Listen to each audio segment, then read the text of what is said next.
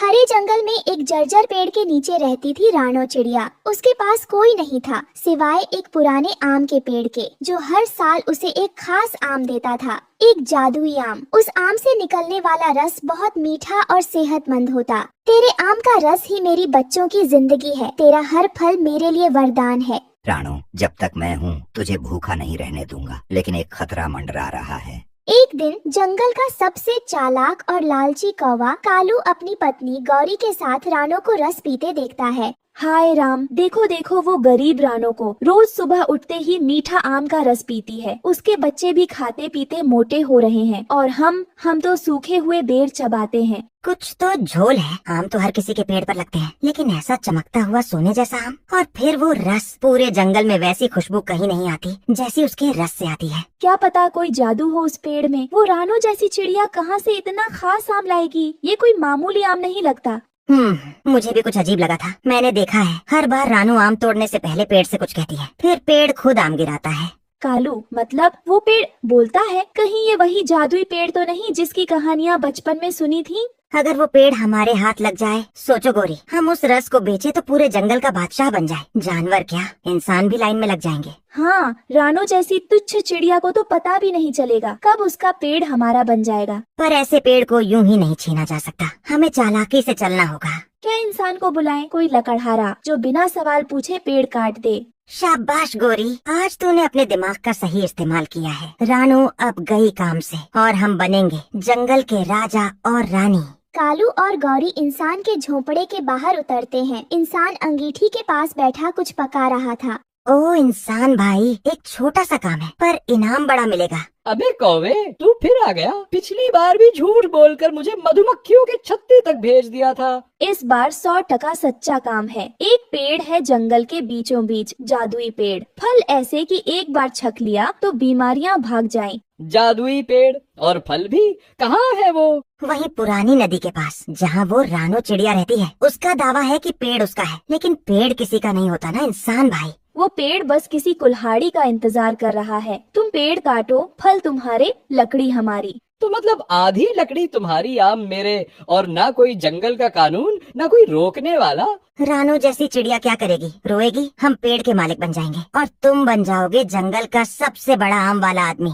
तय समझो, रात को ही चलेंगे। नींद में होगा पेड़ और उसकी रक्षक रानो। रात को हवा में अजीब बेचैनी थी। रानो परेशान थी। न जाने क्यों आज दिल बहुत घबरा रहा है, जैसे कोई बुरा सपना आने वाला हो। पेड़ की एक शाखा हिलती है और नीचे एक आम गिरता है बिना वजह। रानो चौंक कर नीचे झांकती है। अरे, ये आम तो कल ही गिरा था, फिर आज क्यों गिरा? पेड़ भाई, क्या बात है? रानो, मेरी प्यारी बच्ची, अब वक्त आ गया है कि तू सच्चाई जाने। कैसी सच्चाई? तुम इतने उदास क्यों लग रही हो? कल रात कुछ बुरा घटने वाला है। मैं देख रहा हूँ कालू कौवा और गौरी, उन्होंने इंसान को बुलाया है मुझे काटने के लिए।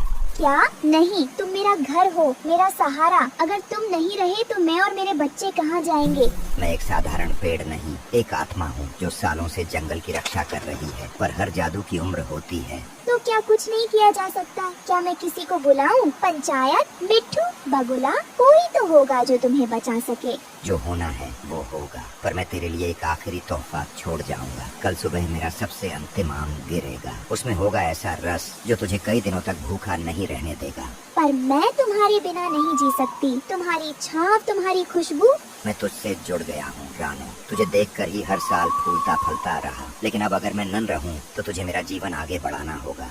अचानक दूर से सूखी पत्तियों की आवाज आती है। इंसान आता दिखता है, कंधे पर कुल्हाड़ी। पीछे कालू और गौरी धीरे धीरे उड़ते आ रहे थे। यही है वो पेड़, बड़ा तो है और आम भी लटक रहे हैं, रसदार लग रहे हैं। हाँ इंसान भाई, बिल्कुल यही है। जल्दी करो, सुबह होने से पहले पेड़ गिरना चाहिए। रानो सो रही है, आवाज मत करना। इंसान पेड़ के पास आता है, हाथ में कुल्हाड़ी कसता है। पहला वार करता है, ठक, जोर की आवाज होती है। घोंसले में रानो हड़बड़ाकर उठती है। ये क्या था? कौन है वहाँ? रानो उड़ती है और पेड़ के नीचे आ जाती है। रुको, ये मेरा घर है, मत काटो इसे। ये पेड़ जादुई है, ये जिंदा है। इंसान भाई, दया करो। मुझे दया नहीं, लकड़ी चाहिए। पेड़ काटूंगा और आम ले जाऊंगा। रानो, अब समय आ गया है, मैं अब नहीं रुक सकता। नहीं, तुम मेरे बच्चों के रक्षक हो, मत जाओ, मत जाओ। अरे हट जा रानो, तू कुछ नहीं कर सकती। अब ये पेड़ हमारा होगा। तेरे आंसू अब इस पेड़ को बचा नहीं सकते। इंसान तीसरा वार करता है। पेड़ के तने में गहरी चोट लगती है, एक डाली गिरती है, रानो बाल बाल बचती है। रानू, मेरी जड़ों में एक नया बीज गिरा है, उसे पालना वही मेरी विरासत है। और फिर एक भारी आवाज के साथ पेड़ गिर जाता है, धूल उड़ती है। पेड़ के गिरते ही एक चमकती रोशनी निकलती है, जो इंसान कालू और गौरी की आंखों में चुभती है। अरे मेरी आंखें, मुझे कुछ नहीं दिख रहा। अरे क्या हो रहा है? मैं अंधा हो गया? हमसे गलती हो गई, ये कोई साधारण पेड़ नहीं था। तीनों भागने की कोशिश करते हैं, लेकिन दिशाहीन हो जाते हैं। कुछ दिन बाद पेड़ की जगह एक छोटी नन्ही कोम्पल उगती है। रानो उसी के नीचे बैठी होती है। ये पेड़ अब नहीं रहा, लेकिन इसकी याद, इसकी ममता जिंदा है। जंगल में लालच आया, लेकिन ममता हारने नहीं दी। जादू खत्म हुआ, पर भावना बची रही। इस कहानी से ये सीख मिलती है कि प्रकृति का हर पेड़ एक जीवन है। उसे काटना किसी की सांसें छीनना है। जो पेड़ देता है वो भगवान की तरह पूज्य है।